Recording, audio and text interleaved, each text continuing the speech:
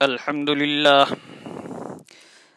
الحمد لله وكفى والصلاة والسلام على عباده الذين اصطفى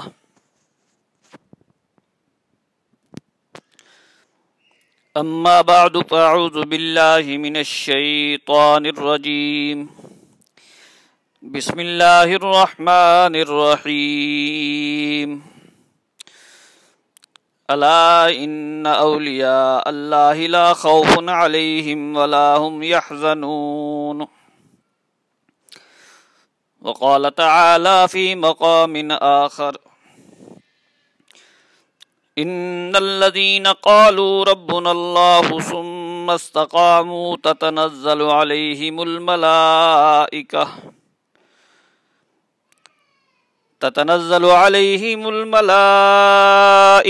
ألا تخافوا ولا تحزنوا وأبشروا بالجنة التي كنتم توعدون صدق الله العظيم وبلغنا رسوله النبي الأمي الكريم ونحن على ذلك لمن الشاهدين والشاكرين والحمد لله رب العالمين رب اشرح لي صدري ويسر لي أمري واحلل عقدة من لساني يفقهوا قولي رب زدني علما وارزقني فهما سبحانك لا علم لنا إلا ما علمتنا إنك أنت العليم الحكيم اللهم صل على سيدنا ومولانا محمد وعلى آل سيدنا ومولانا محمد كما تحب وترضى عدد ما تحب وترضى انتہائی واجب الاحترام برادران مکرم و بزرگان محترم، آج کے اس درس کے اندر حضرات اولیاء اکرام کی کرامت اور ان کے کشف کے بارے میں کچھ معروضات عرض کی جائیں گی۔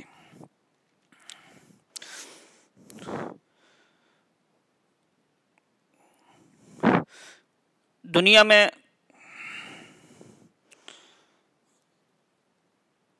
عموماً 4 قسم کے لوگ پائے جاتے ہیں۔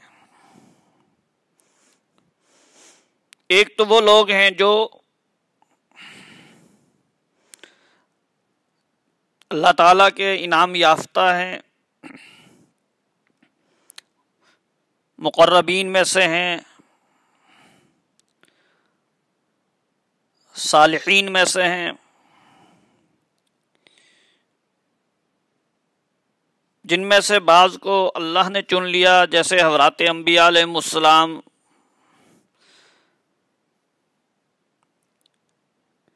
اور بعض نے محنت کر کے ان ہدایت یافتہ لوگوں کے پیچھے چل کے انعامات باری تعالیٰ کو پایا، جیسے حضرات اولیاء اکرام۔ پھر دوسرا طبقہ وہ ہے کہ جو ان انعام یافتہ لوگوں کے پیچھے چلا اور مجاہدہ، محنت، مشقت، شریعت پر عمل پیرا ہونا، ان چیزوں کو حفظ جان بنایا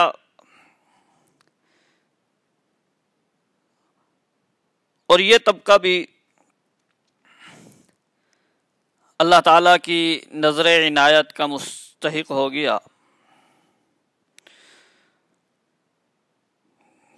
تیسرا طبقہ وہ ہے کہ جو اگرچہ ان انعام یافتہ حضرات کی پیروی نہیں کی اس نے، زیادہ ان کے پیچھے نہیں چل سکا، لیکن ان کی محبت اور ان کی عقیدت اور ان کے مقامات کو تسلیم کیا،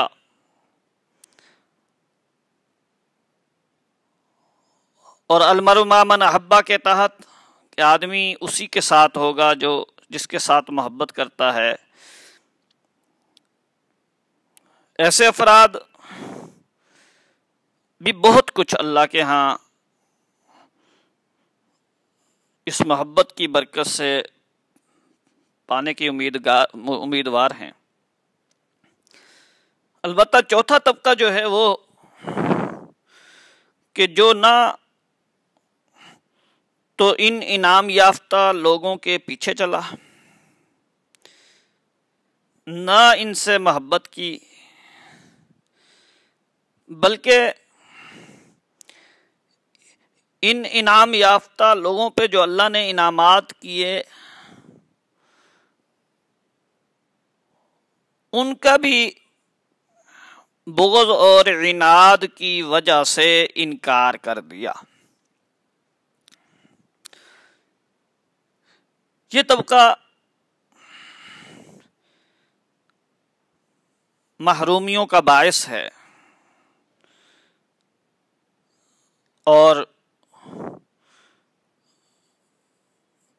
بہت زیادہ گھاٹے کے اندر ہے، خسارے کے اندر ہے۔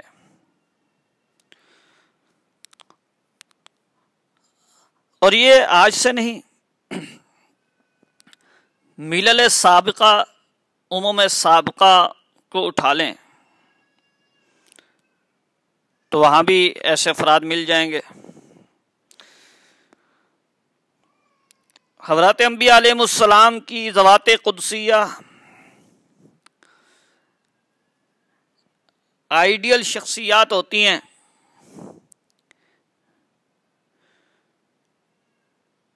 ان کی اتباع، ان کی اطاعت اللہ جل شانہ کی اطاعت ہوتی ہے۔ اس لیے حضرات انبیاء علیہ السلام معصوم ہوتے ہیں،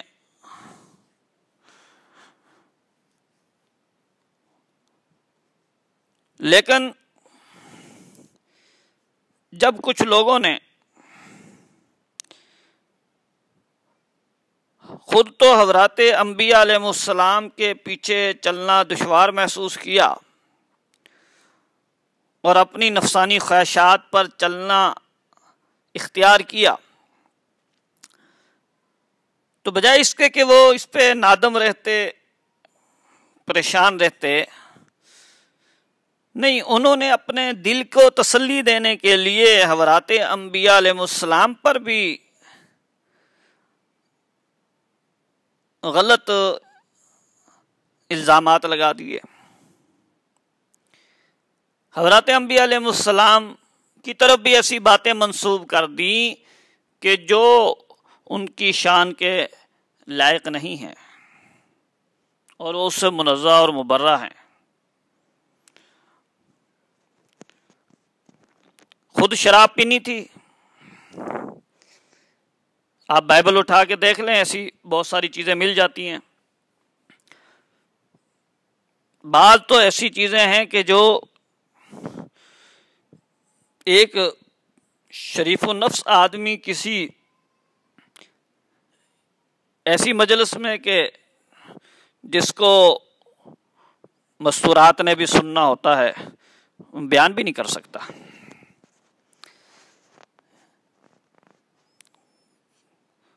بعض چیزیں ایسی ہیں کہ جس کی طرف اشارہ کر دیتا ہوں، مثلا شراب پینے کا الزام لگا دیا کسی،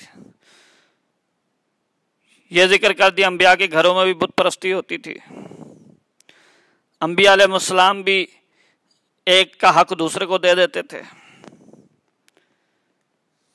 چونکہ خود یہ کام کرنے تھے نا۔ اس لیے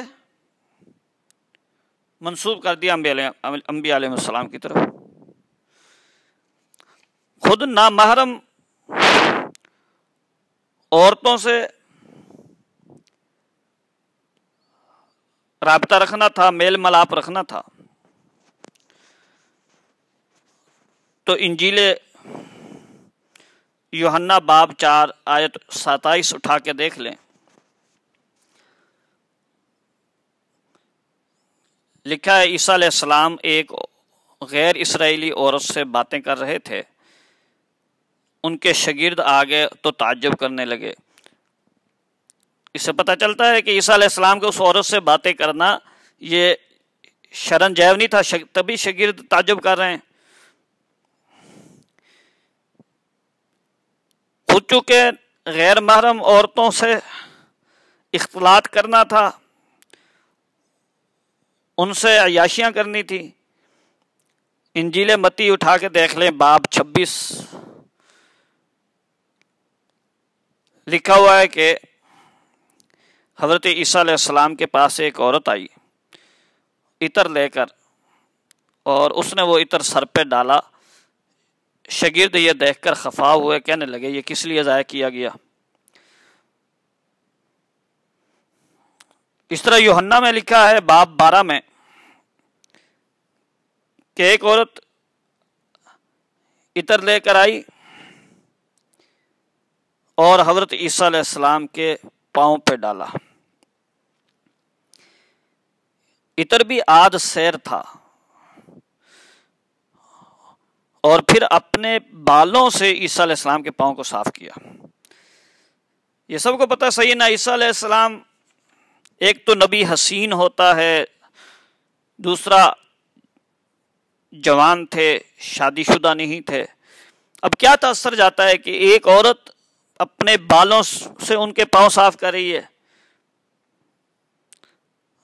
معاذ اللہ معاذ اللہ، ہم تو ان چیزوں کے قائل نہیں ہیں قطعاً۔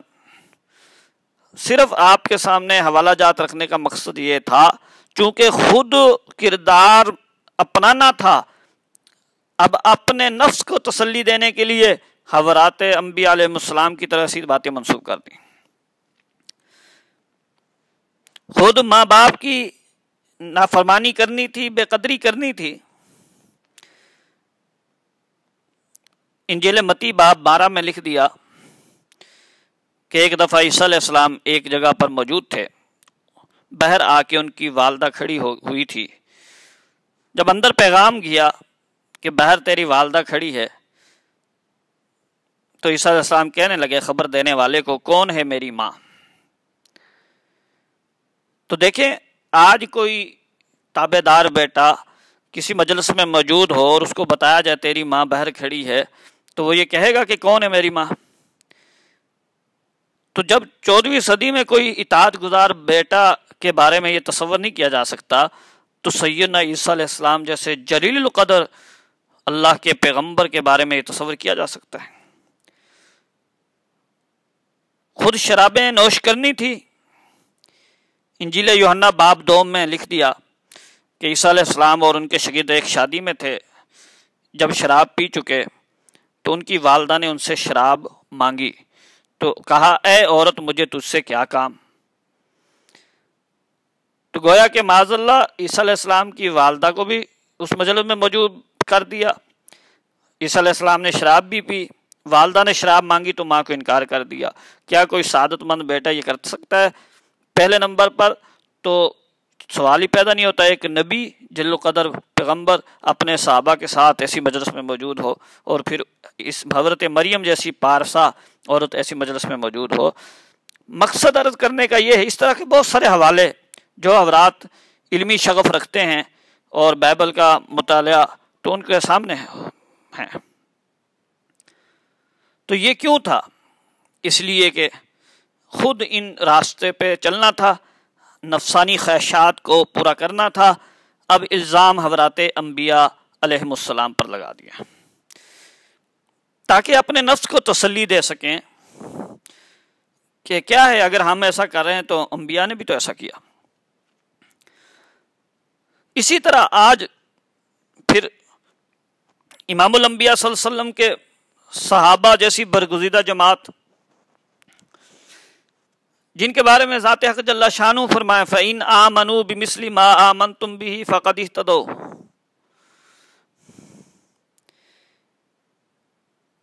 جن کا ایمان آئیڈیل ہو، وہ نمونہ ہو پوری امت کے لیے، لیکن چونکہ خود نہیں کر سکتے تھے تو کسی نے صحابہ کو بے وقوف کہہ دیا، کسی نے ایمان کا انکار کر دیا، تو صحابہ کا مرتبہ نیچے کر دیا، خود صحیح نہیں ہوئے۔ اسی طرح آج بھی ہیں کہ حضرات اولیاء اکرام کے راستے پہ چل کے ولایت، اللہ تعالیٰ کی انعامات، کرامات حاصل کرنا تو دور کی بات ہے، ان حضرات کی کرامات کا انکار کر دینا، کشف کا انکار کر دینا، کیونکہ خود تو حاصل ہے نہیں، لیکن اپنے دل کی تسلی کے لیے، لوگوں کے سامنے اپنے مقام کو رکھنے کے لیے ان حضرات کے انعامات کا انکار کر دینا۔ حالانکہ کرامات اولیاء یہ قرآن پاک سے بھی ثابت ہیں۔ سیدہ مریم یہ ولیہ ہیں، بے موسم پھل اللہ عطا فرما رہے ہیں، تو یہ کرامت ہی ہے۔ حضرت مریم ولیہ ہیں، جبرائیل کو دیکھ رہی ہیں، یہ کرامت ہے۔ حضرت مریم ولیہ ہیں، فرشتے سے بات کر رہی ہیں، یہ کرامت ہے۔ حضرت موسیٰ علیہ السلام کی والدہ ولیہ ہیں، الہام ربانی حاصل ہے، یہ کرامت ہے۔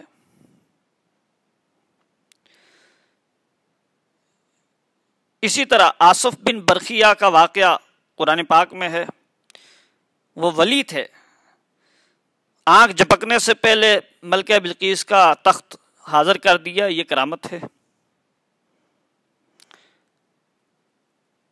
تو یہ کرامات کا ذکر تو قرآن پاک میں بھی ہے، احادیث مبارکہ میں بھی ہے، عقائد کی کتابوں میں اس لیے کرامات کا ثبوت دیا گیا ہے۔ یہ میرے سامنے شرح عقائد نصفی ہے، عقائد کی مشہور کتاب، اس کے اندر لکھا ہے وَكَرَامَتُهُ ظُهُورُ أَمْرٍ خَارِقٍ لِلْعَادَةِ مِنْ قِبَلِهِ غَيْرُ مُقَارِنٍ لِدَعْوَى النُّبُوَّةِ فَمَا لَا يَكُونُ مَقْرُونًا بِالْإِيمَانِ وَالْعَمْلِ الصَّالِحِ يَكُونُ اسْتِدْرَاجًا وَمَا يَكُونُ مَقْرُونًا بِدَعْوَى النُّبُوَّةِ يَكُونُ مُعْجِزَةً، کہ ولی کی طرف سے جو خرق عادت کام ظاہر ہوتا ہے، یہاں یہ بات سمجھ لیں، ایک ہے عادت، ایک ہے خلاف عادت۔ دنیا میں عام طور پہ کام عادت کے تحت چل رہے ہیں، لیکن کبھی کبھی خلاف عادت بھی کام ظاہر ہوتے ہیں۔ مثال کے طور پہ عادت یہ ہے کہ آپ لاٹھی پھینکیں تو لاٹھی لاٹھی ہی رہے، خلاف عادت یہ ہے آپ لاٹھی پھینکیں لاٹھی اژدہا بن جائے۔ عادت یہ ہے کہ آپ لاٹھی دریا پر ماریں چھینٹے اڑیں گے، خلاف عادت یہ لاٹھی دریا پہ لگی ہے راستے دے دیا 12۔ عادت یہ ہے لاٹھی پتھر پہ ماریں تو آواز ہی آئے گی، خلاف عادت یہ ہے کہ لاٹھی پتھر پہ موسیٰ علیہ السلام کی لگی اور 12 چشمے جاری ہو گئے۔ عادت یہ آپ اپنا ہاتھ بغل میں دے کے نکالیں اسی طرح رہے گا، خلاف عادت یہ ہاتھ روشن ہو جاتا تھا سیدنا موسیٰ علیہ السلام کا۔ عادت یہ ہے کہ آپ کسی نبینے کے چہرے پہ ہاتھ پھیرے، نبینا ہی رہے گا، خلاف عادت یہ مادر ذات نبینا بینا ہو جاتا تھا سیدنا عیسیٰ علیہ السلام کے سامنے۔ عادت یہ ہے کہ آپ انگلی سے اشارہ کریں کچھ بھی نہیں ہوگا، خلاف عادت یہ ہے امام الانبیاء صلی اللہ علیہ وسلم انگلی کا اشارہ کرتے ہیں تو چاند 2 ٹکڑے ہو جاتا ہے۔ عادت یہ ہے آپ پیالہ کے اندر پانی ڈال کے اپنی ہاتھ اس میں ڈالیں، انگلیاں ڈالیں تو پانی کم ہوگا نہ کہ بڑھے گا۔ خلاف عادت یہ ہے، رسول اللہ صلی اللہ علیہ وسلم پانی میں مبارک انگلیاں ڈالتے ہیں، دستے مبارک ڈالتے ہیں، تو اللہ تعالیٰ پانی کو چشمے جاری کر دیتا ہے، اتنا برکت دیتا ہے کہ پورا لشکر جو ہے وہ اپنی ضرورت پوری کر لیتا ہے۔ یہ خلاف عادت ہے۔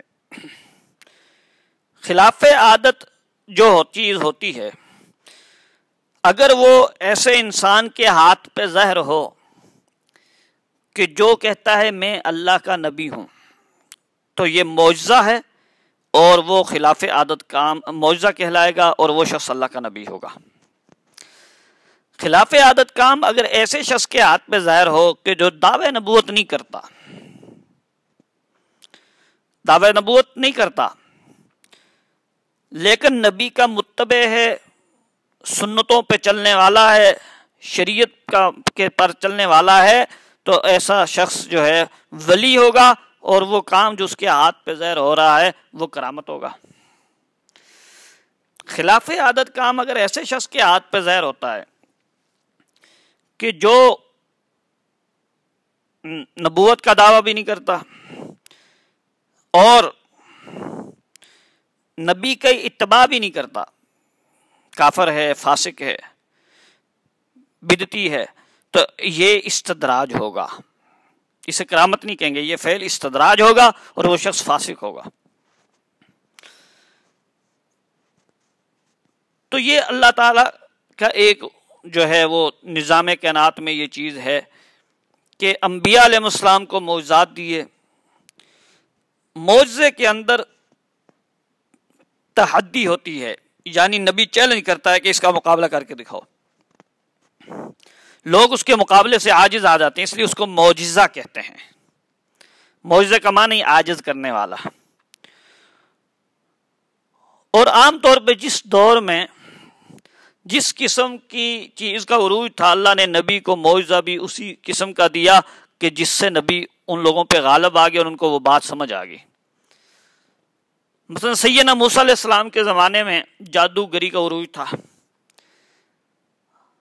اللہ نے موسیٰ علیہ السلام کو معجزہ بھی اس طرح کا دیا کہ لاٹھی اژدہا بن گئی اور 4000 جادوگروں کے جادو پہ غالب آ گئی، تو وہ سمجھ گئے چونکہ صاحب فن تھے کہ یہ ایک جادوگر 2 جادوگروں پہ تو حاوی ہو سکتے ہیں، 3 پہ، 4000 پہ کیسے غالب آ گیا؟ تو معلوم ہوا کہ یہ نبی ہیں اللہ کے، پیچھے اللہ کی طاقت ہے، اس لیے وہ جادوگر مسلمان ہو گئے کیونکہ صاحب فن تھے، موسیٰ علیہ السلام کی جو ہے وہ معجزے کو پہچان گئے۔ فرعون ڈٹائی پہ اڑا رہا، نہیں مانا اس نے۔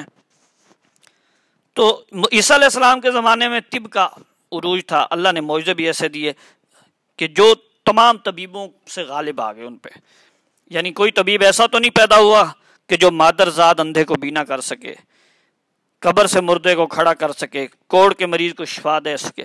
سیدنا عیسیٰ علیہ السلام سے اللہ نے ایسے معجزات ظاہر کرائے کہ جس سے وہ طبیب عاجز تھے۔ امام الانبیاء صلی اللہ علیہ وسلم کے زمانے میں عروج تھا فصاحت و بلاغت کا، عرب لوگ فصیح و بلیغ تھے،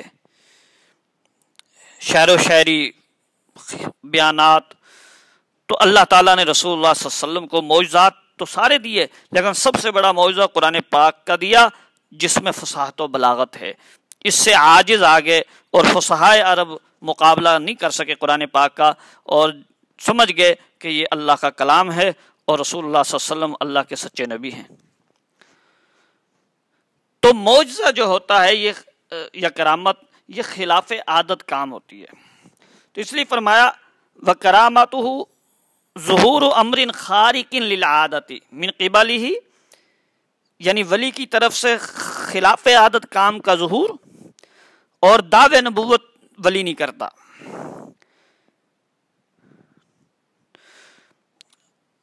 اور جو دعوے نبوت کے ساتھ ہو وہ معجزہ ہوتا ہے، اور اگر دعوے نبوت کے ساتھ بھی نہیں اور یہ جس کے ہاتھ پہ ظاہر ہوا ہے یہ نبی کا اتباع کرنے والا بھی نہیں ہے تو استدراج ہوتا ہے۔ استدراج کا معنی ہے کہ اللہ تعالیٰ ایسے شخص کو ڈھیل دیتے ہیں اور پھر ایک ہی دفعہ عذاب میں ڈالتے ہیں، پکڑتے ہیں۔ تو یہ فرق ہے معجزے اور کرامت میں، کہ معجزے میں تحدی ہوتی ہے، نبی دعوی نبوت بھی ساتھ کرتا ہے، اور دوسرا یہ کہ اس میں چیلنج بھی کرتا ہے کہ اس کا مقابلہ لے کر آؤ۔ جو کرامت ہے اس کے اندر تحدی نہیں ہوتی، اس کے اندر تحدی نہیں ہوتی، یعنی دعویٰ نہیں کر سکتا کہ کوئی اس کا مقابلہ نہیں کر سکتا۔ ایک ولی اگر ایک قسم کی کرامت دکھا رہا ہے، دوسرے ولی سے بھی وہ کرامت ظاہر ہو سکتی ہے، اور بعض اوقات کوئی جادوگر بھی اس ولی کے مقابلے میں اپنی جادوگری یا استدراج کے طور پر استاد کی کوئی چیز ظاہر کر دے تو ہو سکتا ہے۔ یعنی جو ہے کرامت اس کے اندر تحدی نہیں ہوتی، ولی چیلنج نہیں دے سکتا۔ نبی جو ہے اس کے معجزے میں تحدی ہوتی ہے۔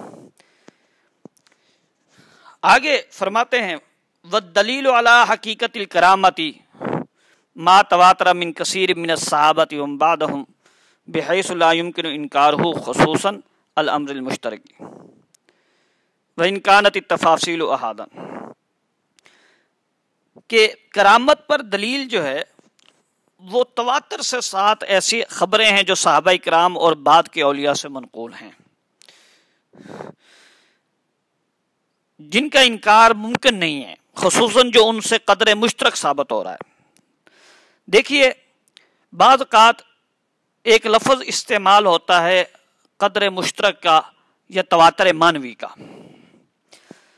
تواتر تو اصل میں ایسی خبر کو کہتے ہیں کہ جو اتنے کثیر لوگ نقل کرنے والے ہوں کہ ان کا جھوٹ پر اتفاق کر لینا محال سمجھے۔ مثلا ہزاروں لوگ آ کے آپ کو، لاکھوں لوگ کہتے ہیں بیت اللہ شریف ہے، مکہ شریف ہے، مدینہ شریف ہے، تو اب آپ کی عقل کہتی ہے کہ یہ سارے لوگ جھوٹ تو نہیں بول رہے، یقیناً مکہ ہے، مدینہ ہے، تو آپ کو ایسا یقین حاصل ہے جیسے خود دیکھا ہو، یہ تواتر ہے۔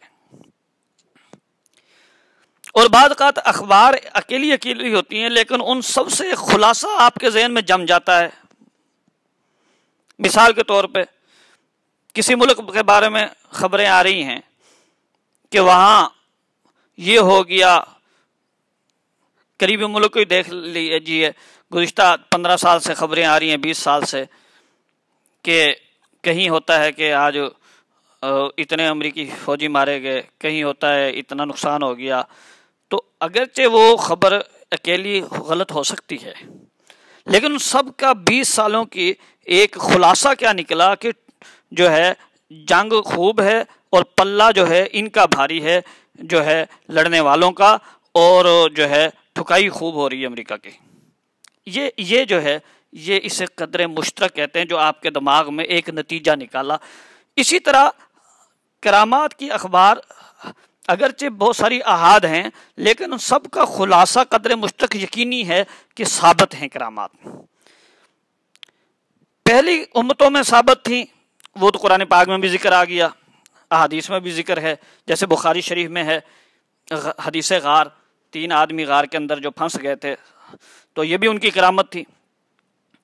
اور امت محمدیہ صلی اللہ علیہ وسلم کی اب جو کرامات ہیں یہ قرآن پاک میں تو نہیں آنی نہ حدیث حضور صلی اللہ علیہ وسلم نے دوبارہ دنیا میں ظاہر ہو کے فرمانا ہے کہ میری امت کی کرامات برحق ہیں، کشف برحق ہے۔ افسوس ہے کہ جو لوگ امت محمدیہ کے ان اولیاء کو اللہ نے جو انعامات دی اس کا انکار کرتے ہیں۔ اب قرآن پاک تھوڑی اترنا ہے، رسول اللہ نے تھوڑی آ کے بتانا ہے۔ ان حضرات کی کرامات اگر تواتر سے ثابت ہیں۔ عجیب بات یہ کہ آج ہم دنیا کے یہود و نصارہ ڈاکٹر، غیر مسلم ڈاکٹروں کی کسی تحقیق پر اتفاق کر لیں 10-15 تو ہمیں اس کا یقین آ جاتا ہے، لیکن اتنے نیک طبقہ اولیاء کرام کا جن کی راتیں عبادت میں گزری، جن کے دن اللہ کی اطاعت میں گزرے، جن کی زندگیاں اللہ کی رضا کو حاصل کرنے میں گزر گئیں، کیا وہ جھوٹے تھے؟ کیا کبھی ہم نے سوچا ہے کہ جب ہم ان کا انکار کرتے ہیں تو ہم کن نفوس قدسیہ کہ جن کے تقوی سے فرشتے بھی شرم و حیا کرتے ہیں،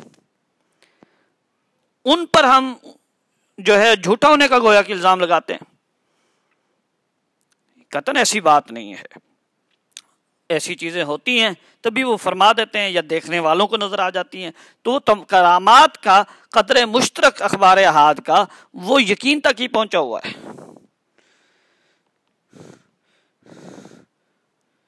تو اس لیے فرمایا کہ اگرچہ ان کی اخبار جو ہے وہ جو ہے احاد بھی ہوں لیکن قدر مشترک یقینی درجے کا ہے، اس کا انکار نہیں ہو سکتا. تو یہ تو شرح عقائد صفحہ 146 سے میں نے حوالہ آپ کے سامنے پیش کیا ہے.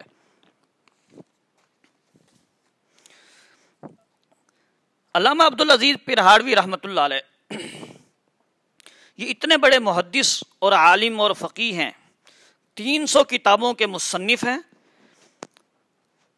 اور اہل پاکستان کی یہ سعادت ہے کہ اتنا بڑا محدث محقق کہ جس کا علم عرب دنیا بھی مانتی ہے اور ان کی کتب کے حوالہ جات اپنی تصانیف میں نقل کرتی ہے. مولانا عبدالعزیز پرہاڑوی رحمۃ اللہ علیہ یہ ہمارے پاکستان میں ان کی قبر ہے. کوٹ ادو ضلع مظفر گڑھ بستی پرہاڑ آج بھی ہے، حضرت کی وہاں قبر ہے. لوگ جاتے ہیں وہاں جو ہے اصالہ ثواب کرنے کے لیے، فاتحہ پڑھنے کے لیے. تو مولانا عبدالعزیز پرہاڑوی رحمۃ اللہ علیہ نے بھی اس کو تسلیم کیا ہے اور آگے فرق بتا دیا کہ ولی جو ہے وہ دعوی نبوت نہیں کرتا. فرماتے لِأَنَّ الْوَلِيَّ لَا يَدَّعِي النُّبُوَّةَ وَلَا بُدَّ فِي الْمُعْجِزَةِ مِن دَعْوَاهَا کہ کرامت اور معجزے میں یہی فرق ہے. بعض لوگوں نے کرامت کا انکار اس لیے کہا، انہوں نے کہا کہ پھر نبی کے معجزے اور کرامت میں فرق کیا رہے گا؟ تو فرمایا نہیں، ولی دعوی نبوت نہیں کرتا اور معجزے میں نبی کا دعوی نبوت ہوتا ہے، اس سے فرق پتہ چل جائے گا. نبراس ان کی کتاب ہے، صفحہ 299 آپ اٹھا کے دیکھ لیں. تو یہ اتنا بڑا محقق یہ بھی اس کو مانتا ہے. یہ میرے سامنے شرح المواقف کتاب ہے، علامہ سید شریف جرجانی رحمۃ اللہ علیہ کی. علامہ جرجانی رحمۃ اللہ بھی یہی فرماتے ہیں. جن لوگوں نے انکار کیا کرامات کا بعض نے، تو فرماتے ہیں وَإِنَّهَا جَائِزَةٌ عِندَنَا کہ کرامات ہمارے نزدیک ثابت ہیں. آگے پھر دلائل ذکر کی ہیں. پھر آگے فرماتے ہیں کہ اگر کوئی کہے کہ کرامت اگر مانے تو معجزے اور کرامت میں کیا فرق رہے گا؟ تو فرماتے ہیں ہاں فرق ہے. انہا تتمیز بالتحدی مع ادعاء النبوت کہ معجزات جو ہوتے ہیں اس میں دعوے نبوت بھی ہوتا ہے، تحدی بھی ہوتا ہے، نبی چیلنج کرتا ہے کہ اس کی مثال لا کے دکھاؤ. اور جو کرامات ہیں ان میں یہ نہیں ہوتا، نہ تحدی ہوتی ہے نہ دعوے نبوت ہوتا ہے. ولی تو مسکین ہوتا ہے. بہت سارے اولیاء تو ایسے ہوتے ہیں کہ جن کو اپنی ولایت جو ہے کبھی پتہ نہیں ہوتا، اللہ ان کے ہاتھ پہ کرامت ظاہر کر دیتے ہیں، تو اس لیے وہاں تحدی نہیں ہوتی.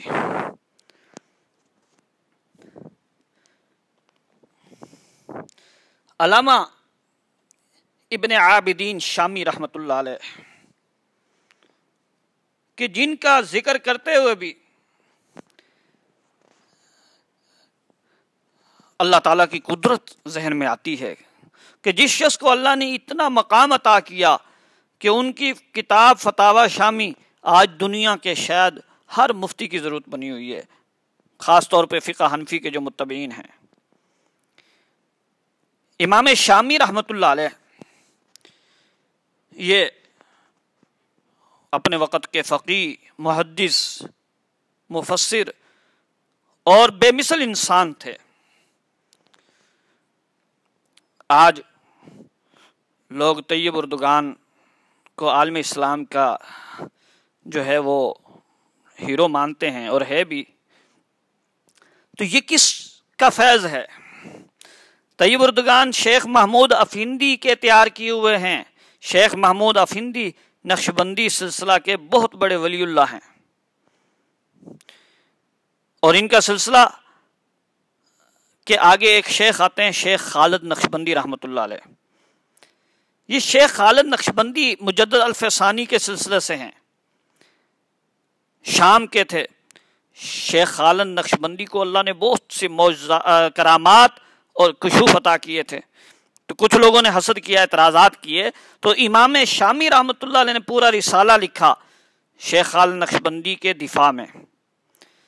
اس میں لکھتے ہیں ان الفارق بین الموعظۃ والکرامۃ دعوی النبوۃ وعدمھا، کہ معجزہ اور کرامت میں فرق وہ نبوت کا دعویٰ اور عدم دعویٰ ہے، یعنی ولی نبوت کا دعویٰ نہیں کرتا اور نبی جو ہے وہ نبوت کا دعویٰ کرتا ہے، تو یہ فرق ہے۔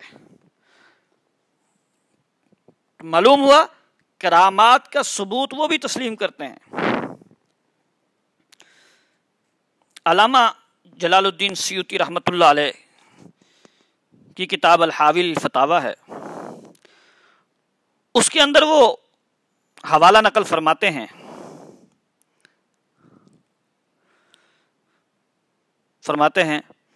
وقد تقرر ان ما جاز للانبیاء معجزۃ جاز للاولیاء کرامۃ بشرط عدم التحدی، کہ یہ بات ثابت ہو گئی کہ جو کچھ بھی انبیاء علیہ السلام کو بطور معجزے کے ان سے ہو سکتا ہے، اولیاء کرام سے بطور کرامت کے ہو سکتا ہے۔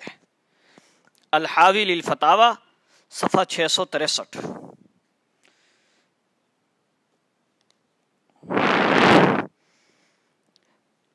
تو بہرحال کرامات کا ثبوت علامہ آلوسی رحمۃ اللہ علیہ، جو اپنے وقت کے رئیس المفسرین ہیں،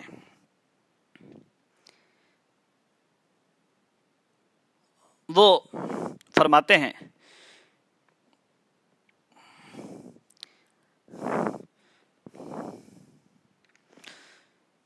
ان تلک الرؤیۃ من خوارق العادۃ کسائر الکرامات، کہ صوفیہ کرام کا رسول اللہ صلی اللہ علیہ وسلم کی زیارت کر لینا یہ کرامات کی طرح ہے، کہ جس طرح کرامات ثابت ہیں یہ چیزیں بھی ثابت ہیں۔ تو علامہ آلوسی رحمۃ اللہ علیہ جلیل القدر مفسر ہیں، جن کی تفسیر کو اللہ تعالیٰ نے قبولیت عامہ نصیب فرمائی ہے۔